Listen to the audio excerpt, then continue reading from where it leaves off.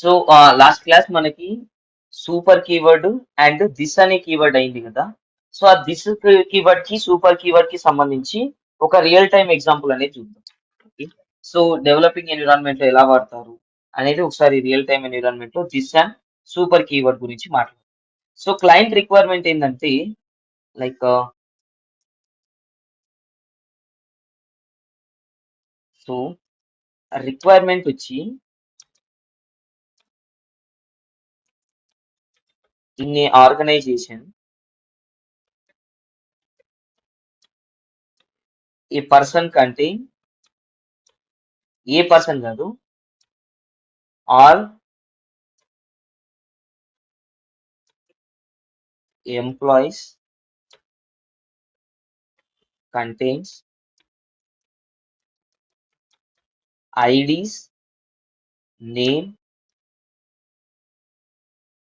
contain ID, name and salary. ID, name and salary.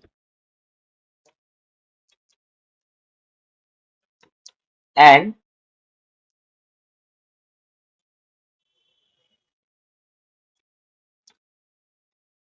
these requirements was similar to all persons. Similar to all persons. So ఇక్కడ నాకు requirement ఏముందంటే ఒక organisation లో అందరి employees కి ID ఉంటుందంట, name ఉంటుందంట, శాలరీ ఉంటుంది. సో మనం జస్ట్ వాళ్ళ నేము, వాళ్ళ ఐడి, వాళ్ళ శాలరీ కానీ ఇక్కడ టైప్ చేస్తే ఎవరైనా దీన్ని యూజ్ చేసుకునే వాళ్ళు జస్ట్ ఆ మెథడ్ ని యూజ్ చేస్తే వాళ్ళ ఐడి ఏంటి, శాలరీ ఎంత అండ్ వాళ్ళ నేమ్ ఏంటి అనేది ప్రింట్ అవ్వాలి. అది రిక్వైర్మెంట్. సో ఈ రిక్వైర్మెంట్ ని మనం ఎలా డెవలప్ చేస్తాం, దీంట్లో దిస్ అనే కీవర్డ్ ఎందుకు యూజ్ చేస్తాం, సూపర్ అనే కీవర్డ్ ఎందుకు యూజ్ చేస్తాం అనేది ఒకసారి ప్రాక్టికల్ గా చూద్దాం. సో నేను దీన్ని ప్రాక్టికల్ గా చూడడానికి ఎక్లిప్స్ ఐడి వాడుతా ఉన్నాను. సో ఈ ఎక్లిప్స్ ఐడిలో సో ఇక్కడ నేను మై జావా ప్రాజెక్ట్ లో నేను ఒక క్లాస్ క్రియేట్ చేస్తా ఉన్నాను. రైట్ క్లిక్,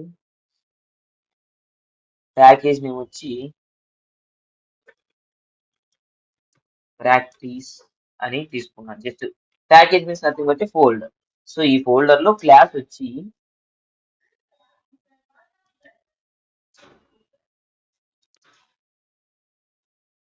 టాస్క్ 1, టాస్క్ వచ్చి టాస్క్ 1 అనేది టాస్క్. సో దీన్ని ఫినిష్ చేస్తే సో క్లాస్ ఎన్విరాన్మెంట్ అనేది క్రియేట్ అయింది మనకి. దీంట్లో మెయిన్ మెథడ్ ఉన్నది దీంట్లో. సో దీన్ని ఎలా వ్యాలిడేట్ చేద్దామో చూద్దాం. సో నేను ఒక క్లాస్ తీసుకుంటా ఉన్నాను. ఆ క్లాస్ నేమ్ ఏంటంటే పర్సన్. క్లాస్ నేమ్ ఏంటి, పర్సన్. ఈ పర్సన్ కి ఏమేమి ఉన్నాయంటే ఒకటి ఐడి ఉంది అండ్ ఇతనికి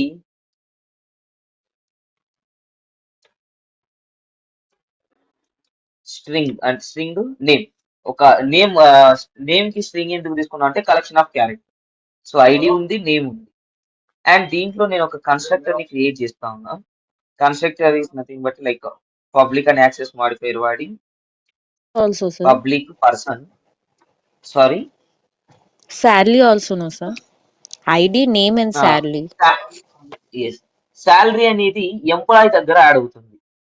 సో ఎంప్లాయీకి శాలరీ ఉంది, పర్సన్ ప్రతి ఒక్కరికి ఐడి నేమ్ అనేది ఇది ఆర్గనైజేషన్ కి సంబంధించి కాదు. ఇది ఆర్గనైజేషన్ అయినా అవ్వచ్చు, ఎంప్లాయీ అయినా అవ్వచ్చు, ఎవరికైనా ఒక పర్సన్ కి నేమ్ ఐడి అనేది కామన్ ఉంది. సో ఎంప్లాయీ ఐడి అనేది మళ్ళీ యాడ్ అవుతుంది. ఓకే. సో దీని కన్స్ట్రక్టర్ ప్రతి ఒక్క దానికి యూజ్ చేసుకోవాలి. దీంట్లో కూడా పారామీటర్స్ ఇంటూ ఐడి ఉంది అండ్ స్ట్రింగ్ నేమ్. మనం ఏమనుకున్నాం, class variable name, constructor variable name same ఉన్నప్పుడు రెండు డిఫరెంట్ కాదు సేమ్ ఒకటే అని చెప్పడానికి మనం ఏం చేస్తాం, దిస్ అనే కీవర్డ్ వాడతాం. This dot ID equals to ID. పైది కింద ఐడి వేరే వేరే కాదు, రెండు సేమ్ అని చెప్తా ఉన్నాను ఇక్కడ. Okay. Now again this dot name equals to name. So ఇక్కడ పర్సన్ అనే దాన్ని ఎప్పుడు వాడుకున్నా క్లాస్ వేరియబుల్ ఇది డిఫరెంట్ కాదు, మీరు కన్స్ట్రక్టర్ లో ఏ పారామీటర్ అయితే ఇస్తారో ఈ పారామీటర్ కి దీనికి ఇంప్లిమెంట్ అవుతుంది, క్లాస్ వేరియబుల్ కి ఇంప్లిమెంట్ అవుతుంది అని చెప్పినాం. ఓకే, సో ఇది డెవలపింగ్ ఎన్విరాన్మెంట్ లో ఇక్కడికి చెక్ చేసుకున్నాం. అండ్ దీంతో పాటు ఇప్పుడు మీకు ఇన్హెరిటెన్స్ కాన్సెప్ట్ తెలుసు కదా. ఈ పర్సన్ అనేవాడు పేరెంట్ అయితే ఈ పర్సన్ కి చైల్డ్ ఉన్నారు. ఆ చైల్డ్ ఎవరంటే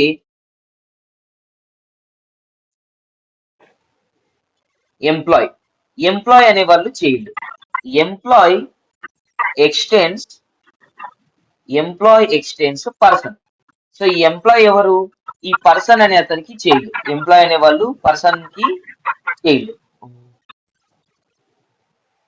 okay, so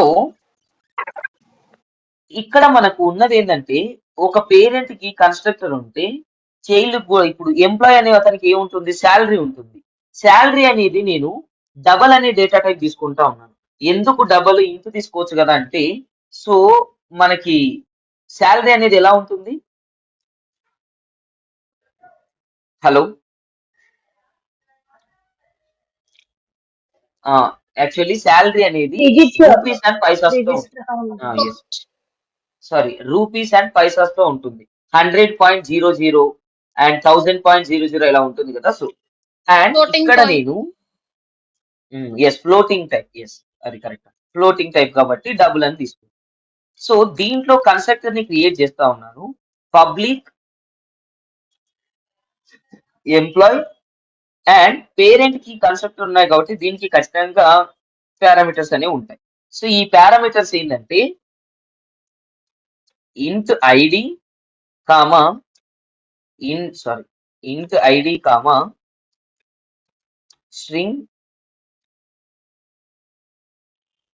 name comma double salary. Okay, so ఇప్పుడు నాకు ఇక్కడ ఏమొస్తా ఉంది? ఎక్సెప్షన్ అనేది వస్తా ఉంది. Implicit super constructor person undefined must explicit invoke another constructor. So immediate ఇది పేరెంట్, దీనికి ఇమ్మీడియట్ చైల్డ్ ఎంప్లాయ్. మనం ఇప్పుడు కన్స్ట్రక్టర్ లో సూపర్ కీవర్డ్ వాడొచ్చు కదా. కన్స్ట్రక్టర్ లో మనం సూపర్ కీవర్డ్ వాడొచ్చు.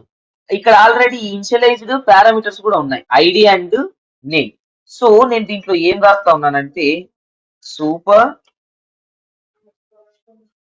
ID name semicolon. So parent లో పారామీటర్స్ ఉన్నప్పుడు చైల్డ్ లో అదే పారామీటర్స్ ఖచ్చితంగా ఉండాలి. సూపర్ అని వాడితే ఇప్పుడు నేను సేమ్ మళ్ళీ ఇదే కోడ్ రాయొచ్చు, పర్సన్ ఇంట్ ఐడి అనేది. సూపర్ అనే కోడ్ ఎందుకు? Invoke of parent class constructor implementation.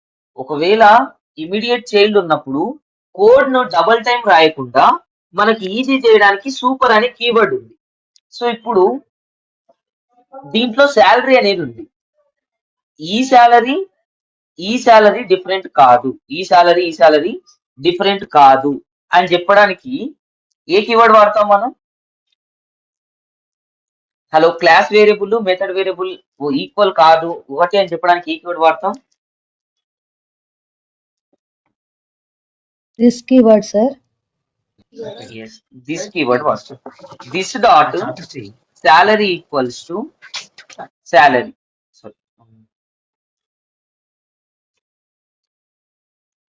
This dot salary equal to salary.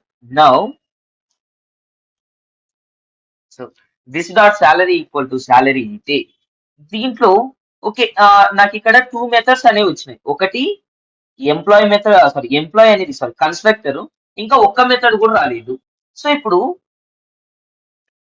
Class variable ఉంటే మెథడ్ కి యాక్సెస్ అయిన class variables, so class variables ఉంటే ఏ మెథడ్ కైనా యాక్సెస్. సో ఇప్పుడు నేను పబ్లిక్ వాయిడ్ మెథడ్ నేమ్ వచ్చేసరికి షో అని వాడతా ఉన్నాను. మెథడ్ నేమ్ ఏంటి? షో అని వాడతా ఉన్నాను. దీంట్లో నేను ఏం అడుగుతా ఉన్నానంటే సిస్టమ్ డాట్ అవుట్ డాట్, దీనికంటే బదులు ఎస్ఓ వాడండి, కంట్రోల్ స్పేస్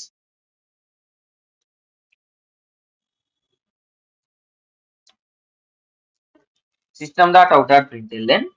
ఇక్కడ నేను ఏం అడుగుతా ఉన్నానంటే డబుల్ కోట్స్ లో the employee ID is the employee ID is plus ID. ఇక్కడ నేను ఏదైతే డబల్ కోట్స్ లో రాస్తానో ఇది యాజ్ ఇట్ ఈస్ నాకు ప్రింట్ అవుతుంది. మనకు అందరికి తెలుసు. ఈ ఐడి అనేది ఎక్కడి నుంచి యాక్సెస్ చేసుకుంటా ఉంది? మనకు ఎంప్లాయ్ అనే క్లాస్ లో అసలు ఐడి అనేది ఇనిషియలైజ్ చేయలేదు. ఈ కన్స్ట్రక్టర్ పారామీటర్ దీనికి యాక్సెస్ కాదు, ఇది లోకల్ వేరియబుల్ కాబట్టి. ఎలా యాక్సెస్ అవుతుందంటే పర్సన్ అనేది ఎంప్లాయ్ కి పేరెంట్. ఇన్హెరిటెన్స్ మనకి ఏం చెప్తుంది? Class variable access the parent property. So ఇక్కడ ఐడి ఉందంటే దీనికి ఐడి ఆటోమేటిక్ గా వచ్చినట్టే. Okay. And second system dot out dot println the employee name is plus equals to double quotes plus name. Now third line లో నేను ఏం రాస్తా ఉన్నాను? System dot out dot println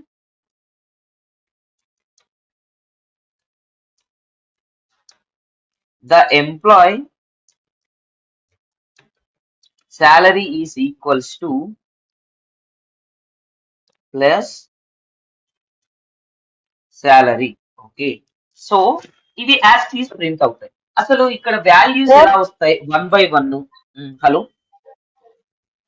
ఇప్పుడు మీ employee ID and name ID name salary 3 lines లో రాశారు కదా సార్?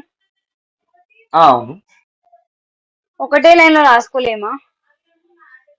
ఒకటే లైన్ లో కూడా రాసుకోవచ్చు. నేను ఎందుకు డిఫరెంట్ లైన్స్ లో అంటే 1 by 1 రావడానికి. ఒక దాంట్లో ఎంప్లాయ్ ఐడి అని వస్తుంది, ఇంకొక లైన్ లో ఎంప్లాయ్ నేమ్ ఈస్ వాళ్ళ నేమ్ ఏదైతే ఇస్తామో అది వస్తుంది, దీంట్లో శాలరీ ఏదైతే ఇస్తామో అది వస్తుంది.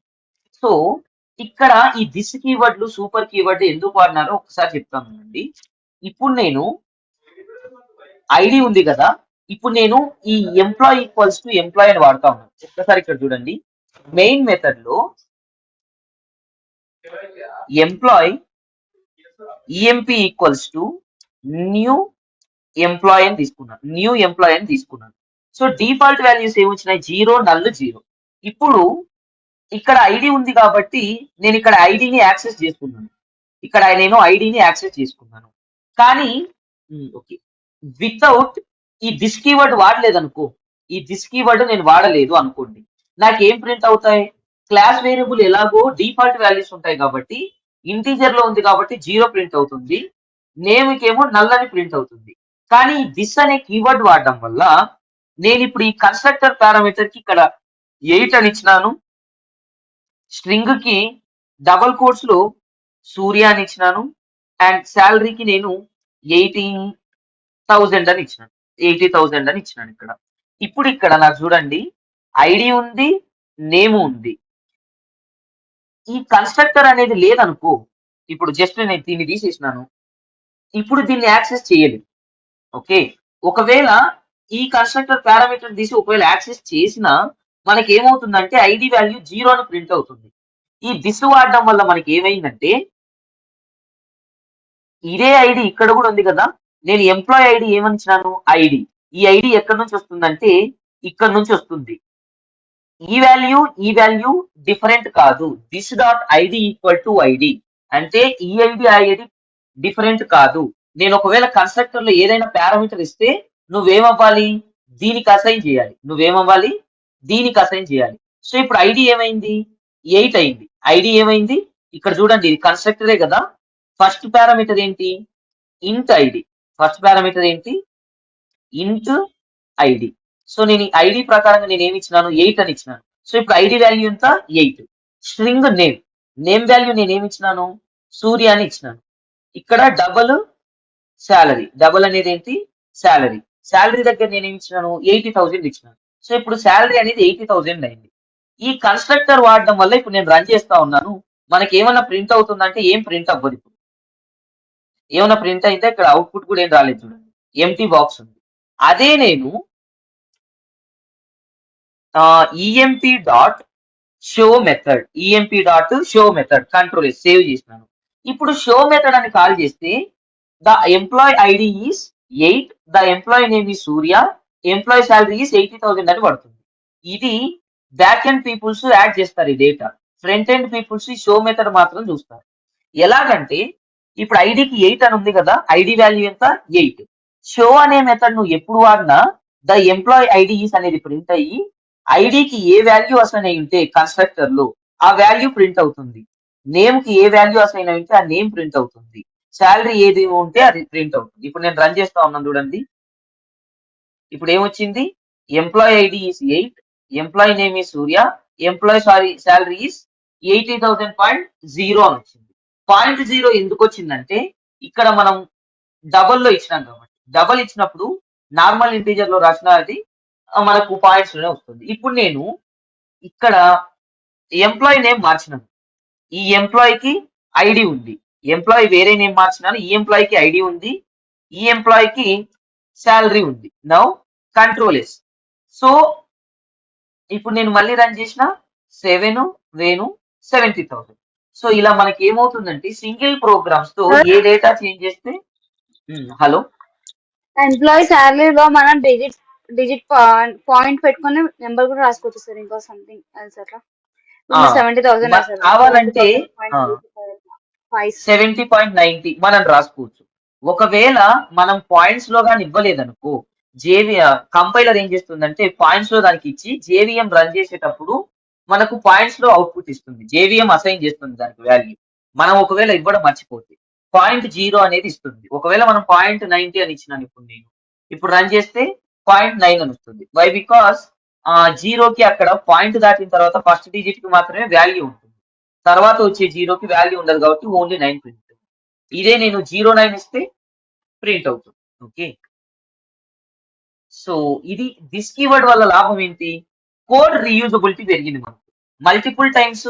ఇంకోటి రూడబిలిటీ అండ్ ఇంకోటి ఏంటంటే కొన్నిసార్లు కామన్ ప్రాపర్టీస్ ఉన్నప్పుడు ఎక్కువ సార్లు తిరిగించి అదే కోడ్ రాయదు.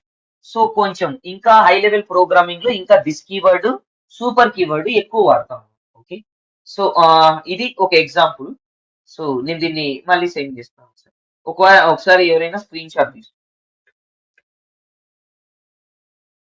సార్ కొంచెం జూమ్ అవుట్ చేస్తారా? అంటే ఒకటే స్క్రీన్ షాట్ లో రావడానికి. ఒక్క సెకండ్. ఓకే, ఇక్కడ అవుట్పుట్ ఉంది, ఇక్కడ ప్రోగ్రామ్ ఉంది. సార్ అక్కడ షో And మెథడ్ ఇది కాకుండా వేరే మెథడ్ యూజ్ చేయొచ్చు సార్.